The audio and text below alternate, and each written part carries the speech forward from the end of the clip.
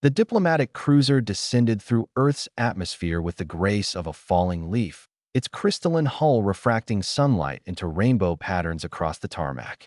Ambassador Zalora of the Vaxilian Confederacy stepped onto human soil for the first time, her forearms trembling slightly as she carried her daughter.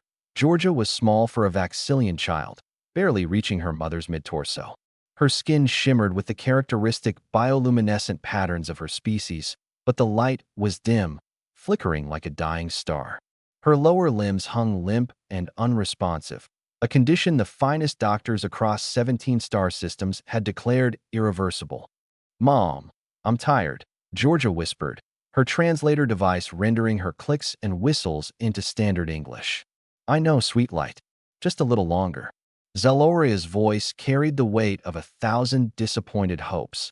The human officials had arranged for a medical consultation at Earth's finest xenobiology center, but a mechanical failure had grounded their transport. Instead, they were directed to a small garage on the outskirts of the spaceport, a temporary solution until proper arrangements could be made. The sign above the garage read, "Rowan's Repairs. If it moves, I fix it."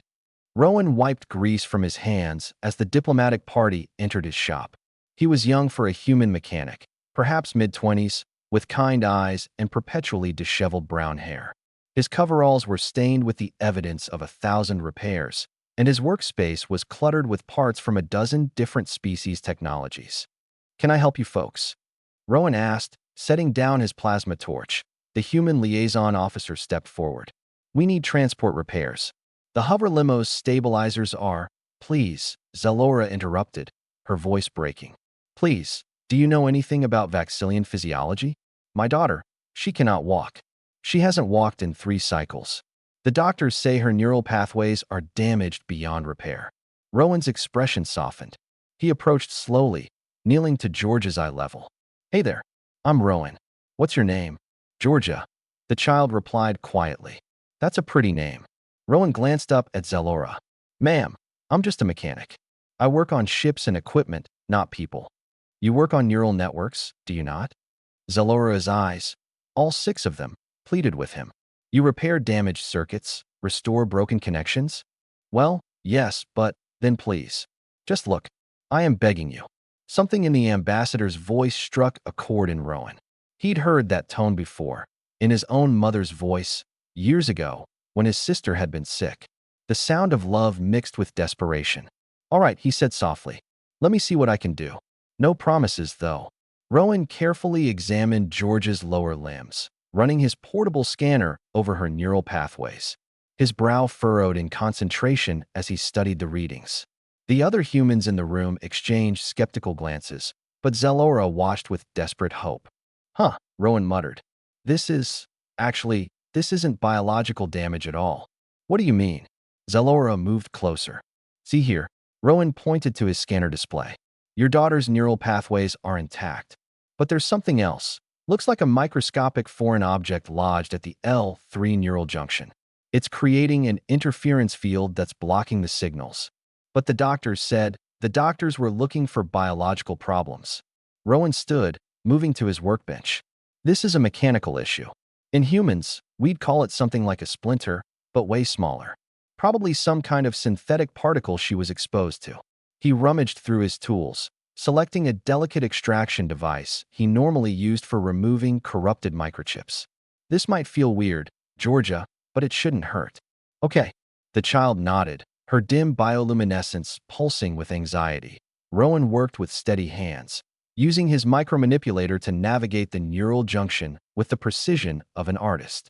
The room fell silent except for the soft hum of his equipment. Minutes stretched like hours. "Got it," Rowan whispered. He extracted a particle no larger than a grain of sand, holding it up to the light.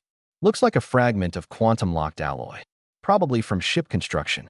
It's been blocking your neural signals like a cork in a bottle." For a moment, nothing happened. Then George's eyes widened. Her lower limbs twitched. Once. Twice. "Mom." Her voice was filled with wonder. "Mom, I can feel them." Zalora's hands flew to her mouth as Georgia slowly, tentatively, moved her legs. The child slid down from her mother's arms, standing on her own for the first time in years. She took one shaky step. Then another. I'm walking. Mom, I'm walking. Zalora collapsed to her knees, all four arms wrapping around her daughter as tears streamed down her face, an emotion that translated universally across species. Her bioluminescence flared brilliant gold, a Vaxillian expression of overwhelming joy. Thank you, she sobbed, looking up at Rowan. Thank you, thank you. How can I ever repay you? Rowan scratched the back of his head, embarrassed. Ma'am, I just removed a splinter. Anyone could have done it if they'd looked at it the right way. No. Zalora stood, her voice firm despite her tears. The greatest minds in 17 systems examined my daughter. But only a human, a simple human mechanic, saw what they could not. You look not with prejudice of what should be, but with eyes that see what is. The human liaison officer stepped forward, stunned. Mr. Rowan, do you understand what you've just done? You've healed the daughter of one of the most influential diplomats in the galaxy. I fixed a problem, Rowan said simply. That's what I do. Georgia ran, actually ran, around the garage, her laughter like wind chimes. Zalora watched her daughter with tears still flowing, her bioluminescence creating dancing patterns on the walls.